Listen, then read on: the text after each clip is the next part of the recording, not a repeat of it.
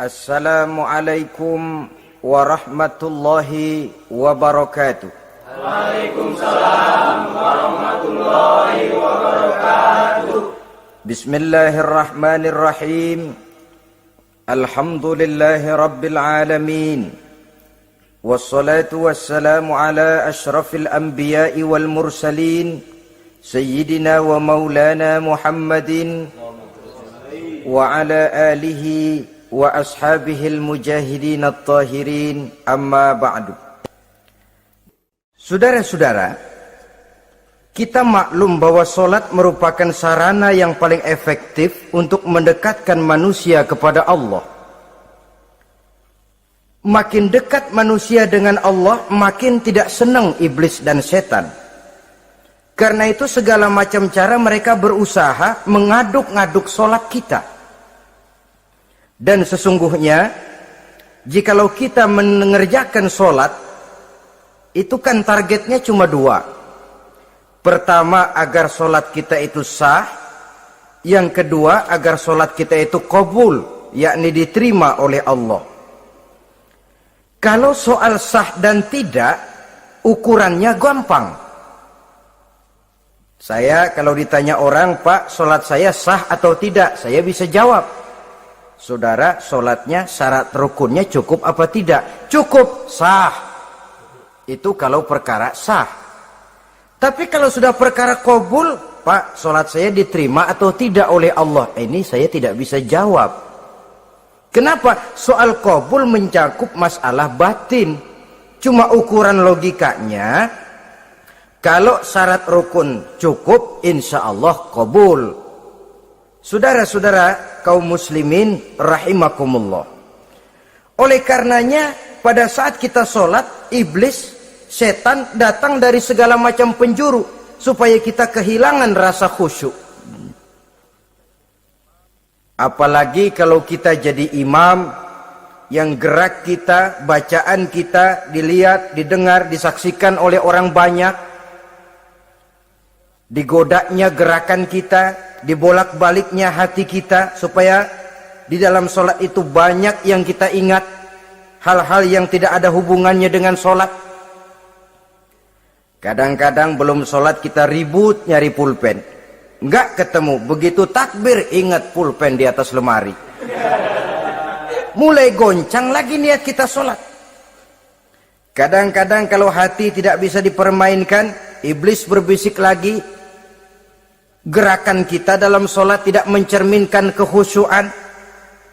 Kalau gerak juga ternyata masih bisa khusyuk, bacaan kita dibuatnya kita seperti dikejar-kejar waktu. Sholat isya misalnya, dengan cara kilat khusus, super singkat.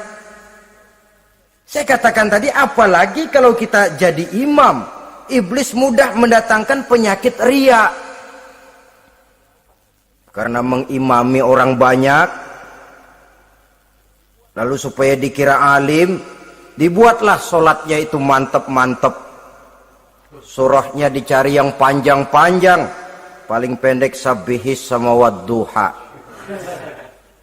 Tapi kalau sudah sholat sendirian, cukup inna a'toinakal kautsar sama kul huwallahu ahad.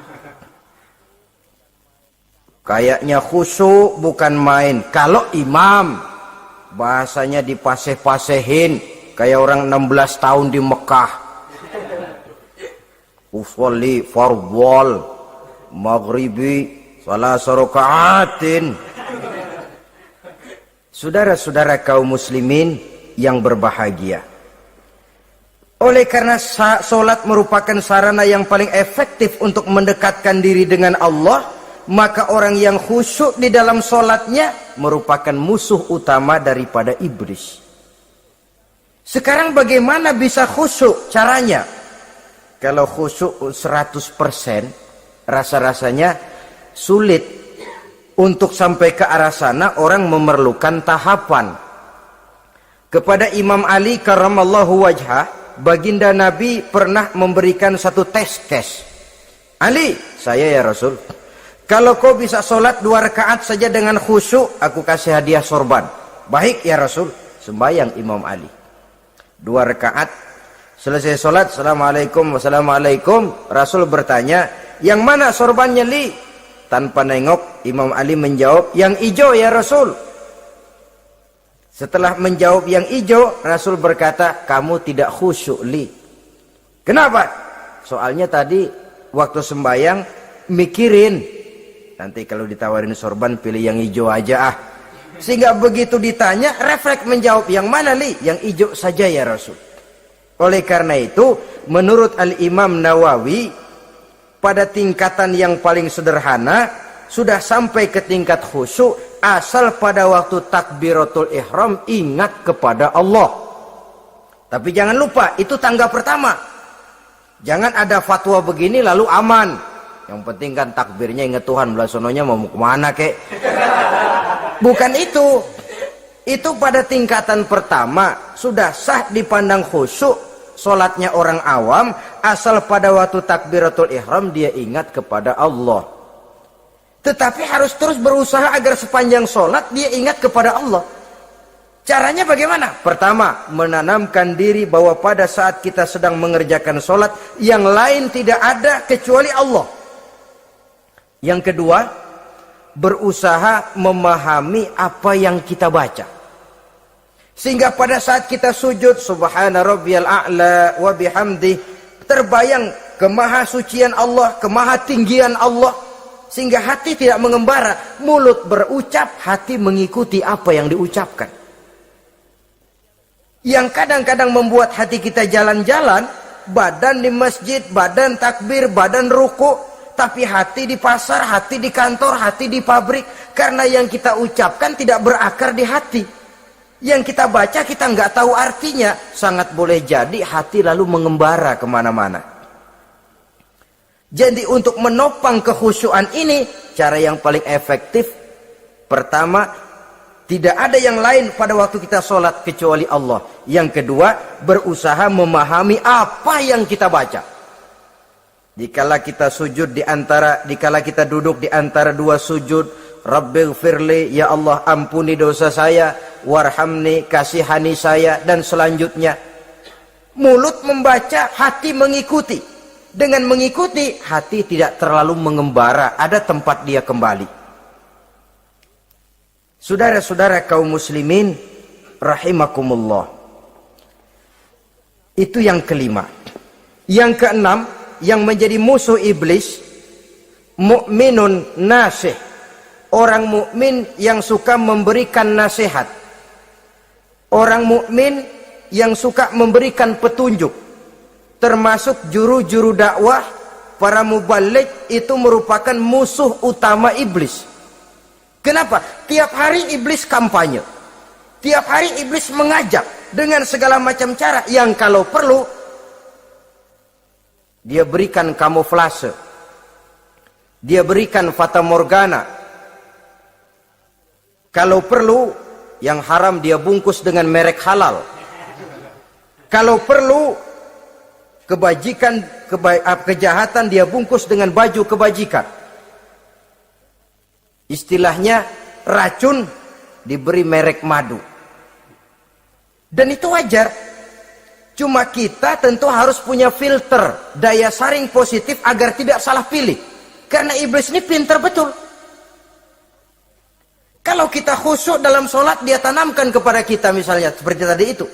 Sholatmu memang hebat, khusyuk. Di kampung ini tidak ada orang yang sholatnya seperti kamu. Tertanam itu dalam hati kita, timbul ujub. Akhirnya, iya, gue lihat-lihat di kampung sini kagak ada yang sembayangi kayak gua. Nah, sudah masuk iblis. Jadi dia pandai mengikuti gerak hati dan irama denyut jantung manusia ini. Kemana kecenderungan manusia, ke situ dia masuk. Pendeknya iblis itu ibarat tukang joget, dia ngerti bener irama kendang. Saudara-saudara kaum muslimin rahimakumullah. Termasuk juru-juru dakwah, para mubaligh, orang yang suka memberikan nasihat ini. Mereka memberikan filter kepada umat, kepada jamaah, jangan sampai salah pilih. Dan iblis menyesatkan kita supaya kita salah pilih. Satu contoh ringan. Kalau di depan saudara ada 2 buah gelas, yang segelas isinya jamu, yang segelas sirup. Kira-kira saudara minum yang mana? Jamu. Jamu apa sirup? Jamu. Sirup apa jamu? Jamu.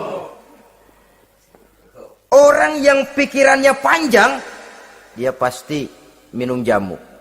Pahit memang, getir memang, tapi besok badan sehat, tenaga kuat, gairah kerja ada, kreativitas timbul, semangat menghadapi kehidupan tumbuh. Orang mukmin, orang yang berpandangan jauh ke depan. Pandangannya panjang. Panjang kemana? Tidak cuma ke dunia, sampai juga dia memandang ke alam barzakh, ke akhirat. Sholat itu jamu, pahit. Ngaji, hadir di majelis taklim, itu jamu, pahit. Sedekah, jamu, pahit. Mengeluarkan uang untuk kepentingan orang lain, enak aja minta sumbangan, datang-datang yang nyari peres keringat banding tulang gue, lu datang-datang mau minta. Yang enak ngumpulin harta, lalu bakhil bin pelit alias medit. Itu jamu. Saudara hadirin yang saya muliakan, sedekah jamu, pahit. Puasa jamu, pahit. Jihad jamu, pahit. Tapi nanti begitu kita meninggalkan dunia, masuk ke alam barzakh, apalagi pindah ke akhirat, baru terasa, aduh, nikmatnya dulu kemarin itu minum jamu, sekarang badan sehat, tenaga kuat, kerja semangat. Nikmatnya dulu saya waktu di dunia sholat, rajin ngaji, suka sodako, suka menolong orang. Sekarang terasa manfaatnya. Begitu saya berada di alam barzakh, apalagi sudah dibangkitkan di padang mahsyar di akhirat nanti, terasa seluruh kebajikan yang saya kerjakan.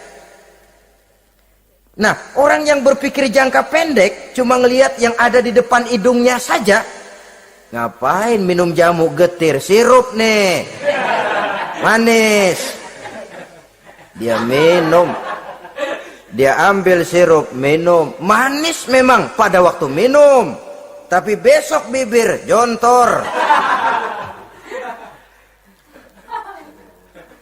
Meninggalkan perintah Allah, sirup itu manis. Tidak sholat, manis. Tidak bayar zakat, sirup, manis. Tidak mau puasa, sirup, manis. Manis sekarang. Tapi nanti besok begitu masuk ke alam barzakh, begitu dibangkitkan di padang mahsyar di akhirat nanti, merintih kita menahan penyesalan yang sudah tidak ada artinya lagi. Sampai-sampai penduduk mahsyar itu ada yang berkata, diceritakan dalam Quran, ya laitani kuntu turaba. Wahai celaka, kenapa kita nggak jadi tanah saja? Menyesali kejadiannya. Andai kata mereka bisa kembali ke hidup di dunia lagi, mereka akan minta kejadian yang kedua untuk berbuat baik.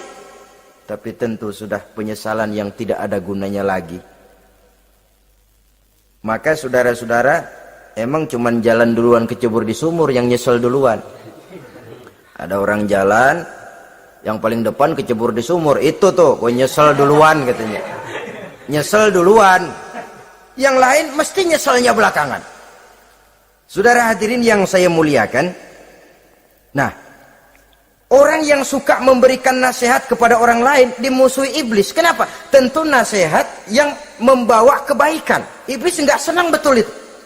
Kita nasihatin teman, udah berhenti dah, jangan pada mabuk lagi. Iblis gergetan bener. Ini orang dilarang lagi. Kita nasihati teman, udah jangan masang-masang lagi dah, nggak bakalan kena, dikebohongin. Nggak ada orang jadi kaya masang judi, bangkrut malah loh. Ini kan termasuk tipu daya iblis, judi dinamain sumbangan. Itu sama saja itu, madu, racun mereknya madu. Judi dinamain sumbangan. Kalau Kang Beca pada nyumbang. Kayak orang kaya lagunya.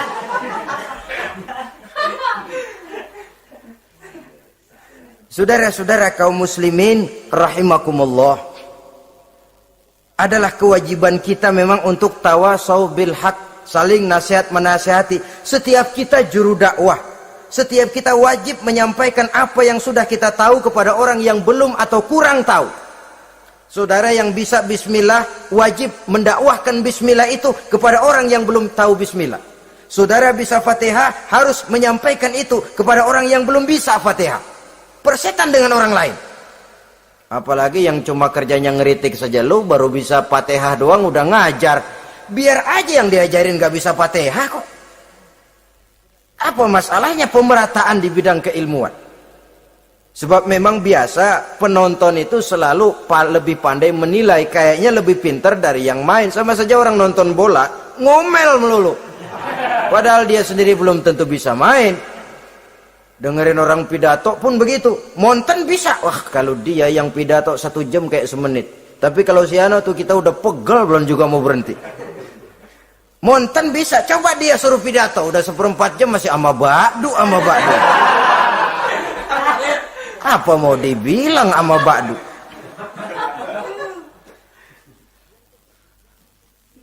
Yang ketujuh, yang menjadi musuhnya iblis,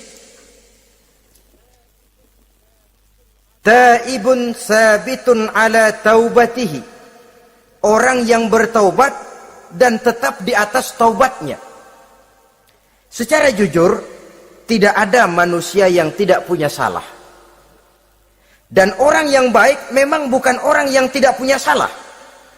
Karena tidak ada orang yang tidak punya salah. Orang yang baik adalah orang yang apabila melakukan kesalahan dia segera sadar, dijadikannya itu sebagai pelajaran untuk tidak diulanginya lagi pada masa yang akan datang. Biasanya kita menghakimi orang pintar, kita nggak merasa bahwa kita juga punya kesalahan. Kalau kita ngelihat maling ayam kita teriak, padahal kita nyolong kambing. Lebih besar dari si maling ayam, merasa diri lebih benar dari yang lain, padahal kita lebih kotor dan lebih jelek. Hilang sifat introspeksinya. Yang kita musuhi, yang kita caci maki, tahu-tahu kita sendiri yang melakukannya. Saudara-saudara kaum muslimin, orang yang bertaubat dan tetap dalam taubatnya stabil, itu musuh iblis. Apa ada orang yang taubatnya nggak tetap? Ada, yang istilah kita taubat sambal namanya. Kalau dia makan sambal kepedesan, taubat makan sambal. Besok mau makan kagak ada sambal, ngomel. Mana sambal? Kemarin udah taubat, sekarang mana sambal? Ini taubat yang namanya taubat sambal. Istighfar, habis istighfar, nyolong lagi, istighfar lagi, besok nyolong lagi, istighfar lagi. Itu taubat yang tidak tetap namanya. Allah Maha Pengasih dan Penyayang dengan segala kebesarannya. Ia akan memaafkan segala perbuatan yang bersifat salah dari hamba-hambanya. Cuma manusia kadang-kadang yang tidak mau memaafkan dirinya sendiri. Amat dungu manusia macam ini, membiarkan dirinya hanyut berlarut dalam lembah dosa, sementara dia diberikan umur tidak digunakannya untuk bertaubat. Innallaha yaqbalu taubatal abdi ma lam yugharghir. Allah senantiasa akan menerima taubat seorang hamba sepanjang nafasnya belum sampai di tenggorokan. Kalau nafas sudah sampai di tenggorokan baru berniat taubat, kasib terlambat. Kayak Fir'aun. Fir'aun itu begitu ditenggelamkan di lautan merah, udah cengap-cengap mau mampus, baru ngomong dalam sekaratnya, amantu bi Rabbi Musa wa Harun. Kalau begini mah saya juga percaya sama Tuhannya Musa. Udah sekarat baru mau taubat, malaikat maut gemes banget, dilelepin, mati.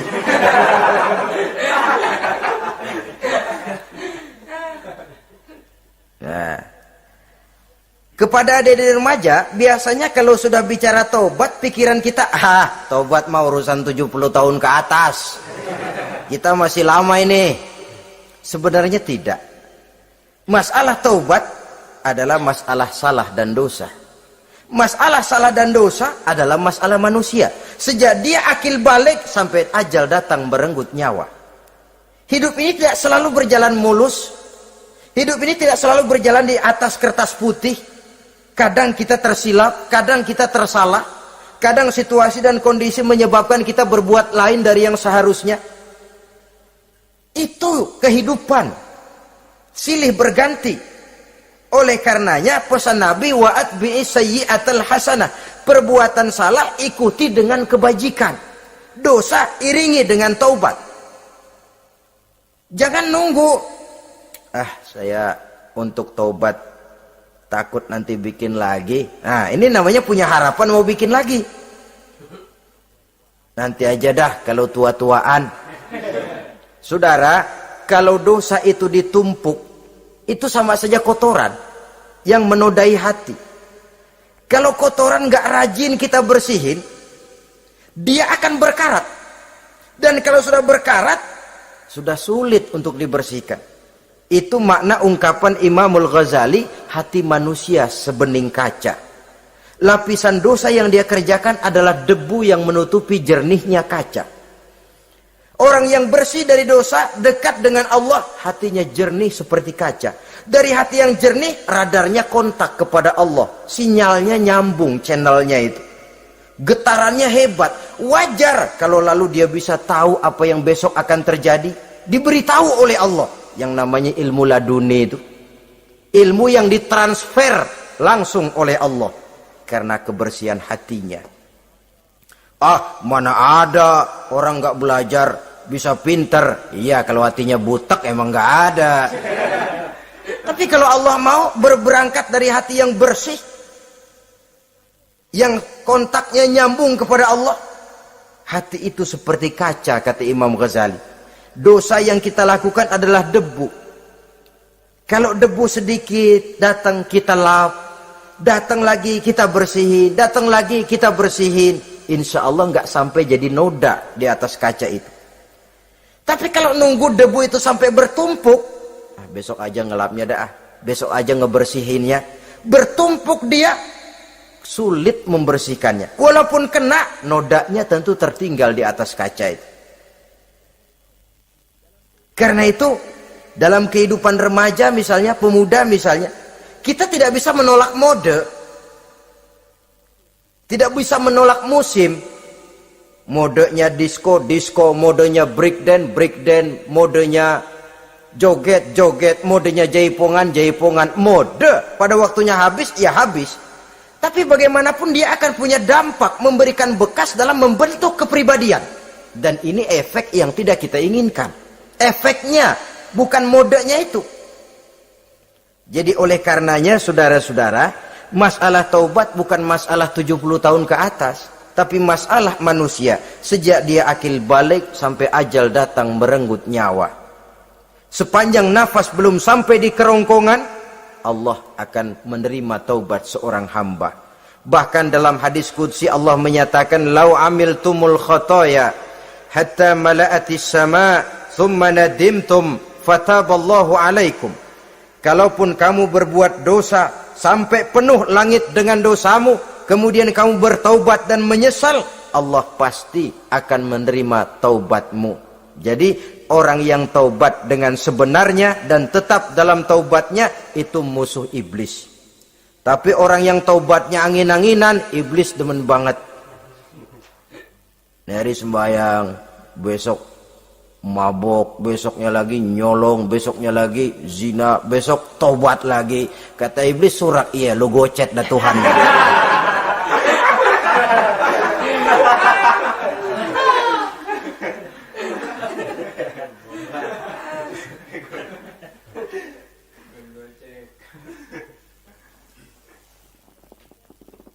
Selanjutnya, yang ke-8, musuh iblis, musuh setan, mukminun yudawi mu'alat taharah. Orang mukmin yang membiasakan diri selalu dalam keadaan bersuci. Baik dari hadas kecil, lebih-lebih dari hadas besar. Wudu utamanya memang untuk sholat. Tapi membiasakan wudhu dalam kehidupan sangat baik sekali. Mau ke kantor, wudhu dulu. Mau ke pasar, wudhu dulu. Mau ngajar, wudhu dulu. Apa sebabnya? Karena dalam keadaan suci, orang ada sikap memelihara kesuciannya. Kalau kita naik PPD pagi-pagi gelantungan, kalau punya wudu, hati-hati kesenggol perempuan juga sayang sama wudu. Tapi kalau nggak punya wudu, jangan kesenggol, kita nyeruduk. Ada semacam sikap apik di dalam kehidupan ini. Karena itu biasakan wudu. Untuk menjaga kebersihan diri, kebersihan zahir, kebersihan batin, belum lagi kemanfaatan di akhirat. Sebab kata Nabi, inna ummati ya'tuna yaumal qiyamah ghurran muhajjalin min asaril wudu. Umatku di akhirat nanti akan datang menghadap Allah dengan muka berseri-seri, bersinar-sinar dari sebab sering wudu. Sehingga tidak usah mengaku pun Rasul akan memanggil karena muka yang sering tersentuh air wudu ini. Mu'minun yudawimu alat toharah. Orang mukmin yang selalu membiasakan diri berada dalam keadaan suci, berwudu. Kita lihat ajaran wudu ya. Dari sejak bacaan-bacaannya saja itu sudah membawa manfaat. Lalu dari segi bahwa kita manusia sering tersilap melakukan dosa-dosa kecil. Dosa-dosa kecil itu oleh air wudu dia rontok. Tangan kita suka colak-colek pada saat membasuh dua tangan. Allahumma inni as'alukal yumna wal barakah wa a'udzubika minasyu'mi wal halakah. Dosa yang ada di tangan itu rontok. Mata kita suka pelotot-pelotot, nggak karu-karuan pada saat membasuh muka. Nawaitu raf'al hadasil asghar. Dosa yang ada di mata rontok. Dari segi pembersihan batin. Belum lagi dari segi pembersihan zahir. Sehari semalam kalau 5 kali saja kita terkena air wudu, itu sudah menjaga kesehatan dan kebersihan. Saudara-saudara kaum muslimin rahimakumullah. Yang kesembilan, orang yang menjadi musuh iblis yaitu mutawarra'un anil haram.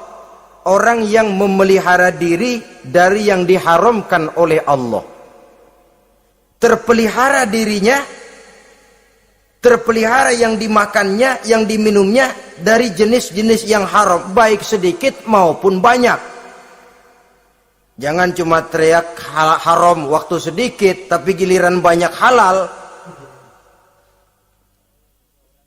Sama saja orang dikasih tahu, itu ada cerita anak-anak, Pak Haji punya anak main judi, dikasih tahu, Pak, anak bapak main judi, astagfirullah katanya. Tapi menang Pak, alhamdulillah.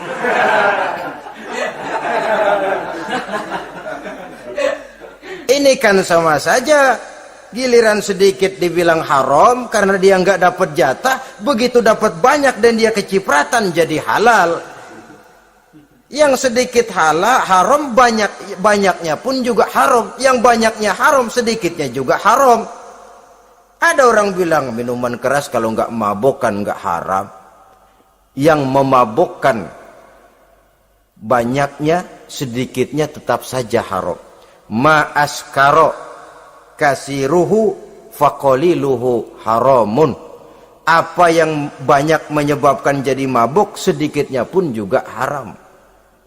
Saudara-saudara kaum muslimin, yang ke-10 yang terakhir, musuh daripada iblis ialah mukminun rahimun. Orang mukmin yang berhati pengasih. Orang mukmin yang suka menyambung silaturahmi. Orang mukmin yang tidak suka bertengkar. Orang mukmin yang tidak suka marah-marahan. Kalaupun terpaksa marah, tidak lebih daripada 3 hari. Jadi boleh saja marah kalau alasannya tepat, tapi nggak lebih dari 3 hari. Kalau perlu bikin perjanjian, kita marah ya, 3 hari. Itu limit, tidak halal kata Nabi bagi seorang muslim menjauhi saudaranya lebih dari 3 hari. Tidak halal itu artinya haram. Kita ini kadang-kadang kalau sudah marahan sama tetangga kah, sama teman kah, kadang-kadang suka berlaku perpanjangan waktu. Tidak cukup perpanjangan waktu, ditambah lagi perpanjangan generasi. Enggak cukup kita yang marah, orang lain kita sundut-sundut supaya ngikut marah lagi. Marah pakai ngundang. Kayak mafia lagunya, udah dia marah, orang lain lagi disuruh marah. Saudara hadirin yang saya muliakan, mukmin yang punya sifat belas kasih, berhati jernih, itu musuh utama dari iblis. Tapi mukmin yang suka marah-marahan, tukang hasut dan tukang bakar, itu teman-teman iblis. Oleh karena itu, mudah-mudahan kita semua menjadi musuh iblis. Dan jangan menjadi musuh iblis. Jangan menjadi teman iblis. Sebab iblis sudah kadang memproklamirkan permusuhan. Sekali dia musuh kita, selamanya dia akan tetap menjadi musuh kita. Berusahalah untuk menjadi musuh iblis, dan jangan sekali-kali toleransi. Jangan berusaha menjadi teman iblis. Inilah yang kita bicarakan pada pertemuan ini. Mudah-mudahan ada manfaatnya. Terima kasih atas segala perhatian. Mohon maaf atas segala kekurangan. Wassalamualaikum warahmatullahi wabarakatuh. Waalaikumsalam.